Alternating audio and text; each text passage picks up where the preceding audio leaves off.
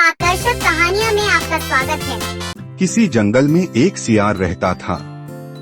वह अक्सर खाने की तलाश में इधर उधर भटकता रहता। एक दिन उसे बहुत जोर की भूख लगी, लेकिन जंगल में उसे कहीं भी खाने को कुछ नहीं मिला। वह परेशान होकर एक वीराने की ओर बढ़ गया। उस वीराने में उसे एक अजीब आवाज सुनाई दी जो ढम ढम जैसी थी। सियार डर गया, लेकिन उसकी भूख ने उसे हिम्मत दी और उसने उस आवाज का पता लगाने का निश्चय किया। धीरे धीरे आवाज के पास पहुंचने पर उसने देखा कि एक बड़ा ढोल एक पेड़ के नीचे पड़ा हुआ था।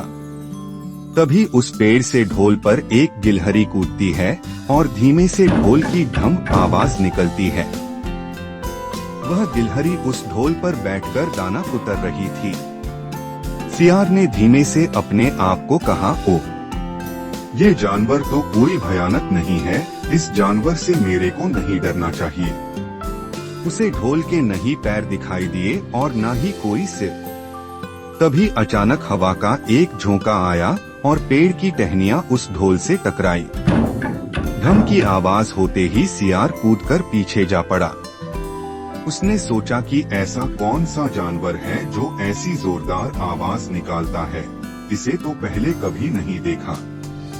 वह किसी पेड़ के पीछे छिपकर उस ढोल को देखकर सोचता है कि इस जानवर के 4 पाँव है या फिर ये जानवर उड़ता है। सियार धीरे धीरे उस ढोल के पास फिर गया और उसे सूंघने लगा। सियार अब समझ आ गया, ऐसा बोलते हुए उठा और कहा, वो भयानक जीव तो इस खोल के अंदर है, यह तो सिर्फ बाहर का खोल है। ढम की आवाज से ही पता लग रहा है कि वह इसके भीतर ही रहता है। वह मोटा, कड़ा और चर्बी से भरा हुआ होना चाहिए, तभी इतनी जोर से ढम ढम की आवाज निकाल रहा है। इसके बाद सियार अपनी मांद में गया और अपनी पत्नी से बोला, ओ सियारी, आज एक मोटे ताजे शिकार का पता करके आया हूँ, तू दावत खाने के लिए तैयार हो जा। इतना सुनने के बाद सियारी ने पूछा कि तुम उसका शिकार करके क्यों नहीं लाए? सियार ने अपनी पत्नी से कहा कि मैं तुम्हारी तरह मूर्ख नहीं हूँ। वह जानवर एक खोल के अंदर छुपकर बैठा है। वह खोल ऐसा है कि उसके दोनों तरफ सूखी चमड़ी के दरवाजे बने हुए। यदि मैं एक तरफ से उसका शिकार करने की कोशिश करता तो वह दूसरी तरफ से भाग नहीं जाता। सियार और सियारी चांद निकलने के बाद उस ढोल की ओर चल दिए। ढोल से थोड़ी ही दूरी पर थे कि अचानक एक तेज हवा का झोंका आया और उड़ पेड़ की टहनियां ढोल से टकराते ही ढम ढम की आवाज गूंज उठी। सियार ने हल्के से सियार के कान में कहा, तुम्हें अभी उसकी आवाज सुनाई दी। थोड़ा सा सोच कि यदि इसकी आवाज इतनी दमदार है तो वह खुद कितना मोटा और ताजा होगा।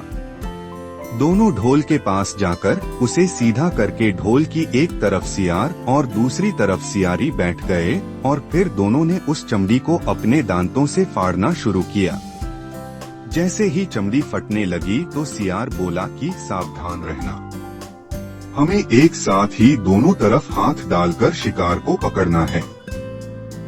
फिर दोनों ने एक साथ हाथ अंदर डाले और अंदर टटोलने लगे। ढोल के भीतर कुछ नहीं था। दोनों को सिर्फ खुद के हाथ ही पकड़ में आए। दोनों ने एक साथ चिल्लाया और कहा, यहाँ तो कोई नहीं है। फिर दोनों अपना सिर पीटते ही रह गए। कहानी की शिक्षा, बाहरी दिखावे से भ्रमित नहीं होना चाहिए। किसी भी चीज का वास्तविकता में परीक्षण करना जरूरी है।